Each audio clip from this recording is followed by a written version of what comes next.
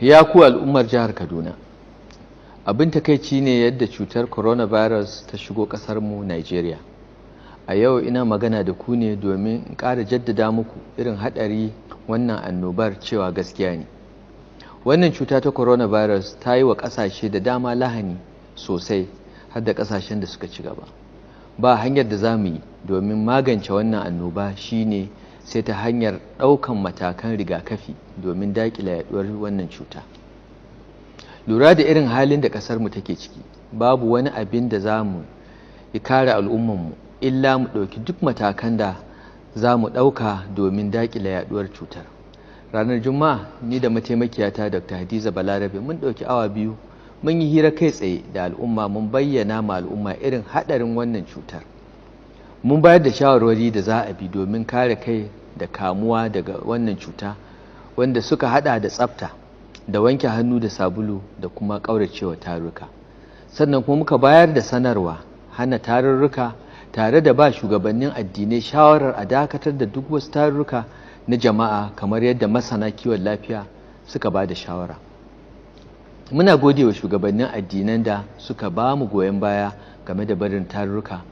Sannan mun yi takaicin waɗanda suka bijire ma wannan shawara. Mun samu rahoton waɗanda suka yi tarurruka na ibadu a coci-coci da masallatai da kuma sauran tarurruka na bukukuwa.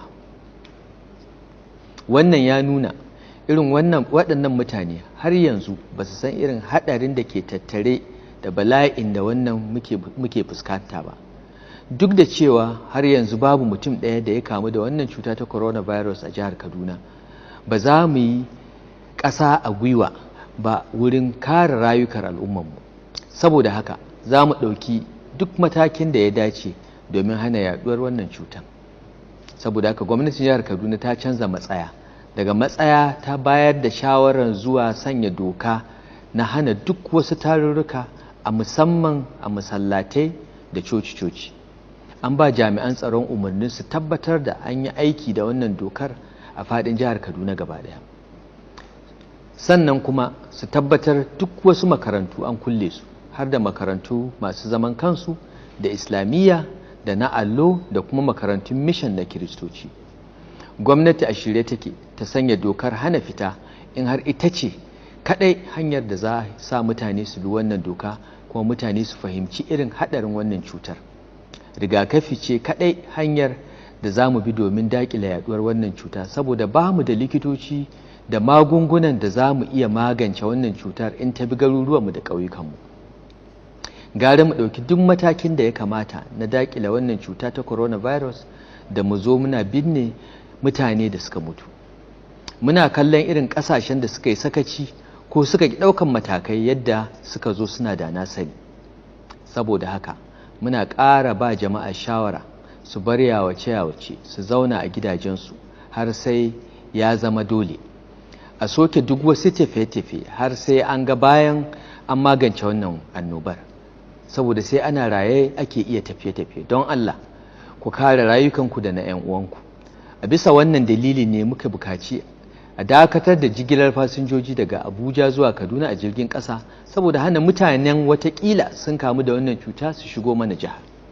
Muna kira ga duk waɗanda suka dawo daga tafiye-tafiye daga ƙasashen Turai ko wasu ƙasashen waje kwanaki 14 da suka wuce da su killace kansu, kuma in suka ji wata alama ta zazzabi ko tari ko kuma suna shan wahala wurin numfashi da su kira waɗannan lambobi: 080025088304 ko kuma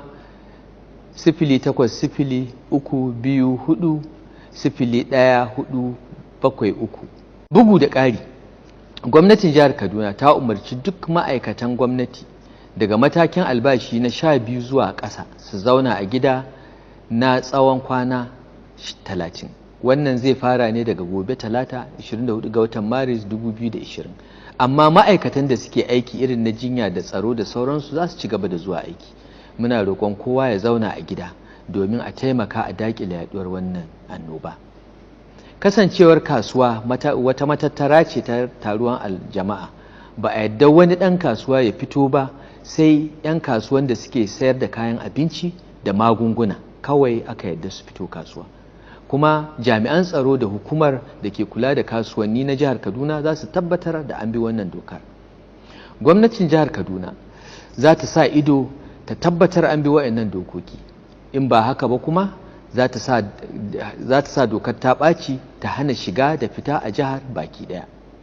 Ya ku 'yan uwana al'ummar jihar Kaduna, mu ɗauki ƙaddara domin yaƙar wannan annobar gaba ɗaya, mu daƙile yaɗuwar wannan cutar ta coronavirus a jihar mu. To huta lafiya.